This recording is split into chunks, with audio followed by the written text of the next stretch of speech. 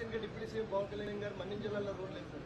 ఇది ఎలా ఉపయోగపడుతుందని అనుకుంటున్నారు? అంటే గిరిజన మహిళలకు కానీ గిరిజన ప్రాంతాల్లో ఉన్న ప్రజలకు కానీ అంటే వాళ్ళకి ఉపాధి అయినా వేరేగా క్రియేట్ చేసే అవకాశం అయినా ఉందా?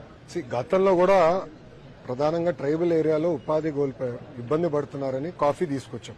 ఇప్పుడు దాదాపు అరకు కాఫీ ఒక 300 కోట్ల రూపాయలు బ్రాండ్ గా తయారు.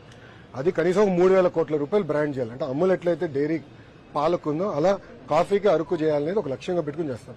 ప్యారల్ గా స్పైసెస్ ఇవన్నీ కూడా చేయొచ్చు. సో ఆల్టర్నేటివ్ క్రాప్ చూపించాలి. ప్రత్యేకంగా ట్రైబల్ తాండాలకు వచ్చేయగలిగిన చిన్న అంటే 10 కుటుంబాలు 20 కుటుంబాలు ఉంటాయి. రోడ్ వేయాలంటే ఇబ్బంది పడతాం, అది కోట్ల రూపాయలు ఖర్చు అవుతుంది. సో ఆల్టర్నేటివ్ టెక్నాలజీ ఏముందో ఆనాడు నేను పంచాయతీరాజ్ గ్రామీణాభివృద్ధి శాఖ మంత్రిని ఆల్టర్నేటివ్ టెక్నాలజీ కూడా చూసాం, అది చేయాలి. వాటర్ ప్లాంట్స్ నా బాగా గుర్తు, సోలరైజేషన్ చేసాం. Water plants, solar water plants తీసుకొచ్చి ట్రైబల్ ఏరియాకి వాటర్ కూడా గతంలోనే అందించాం.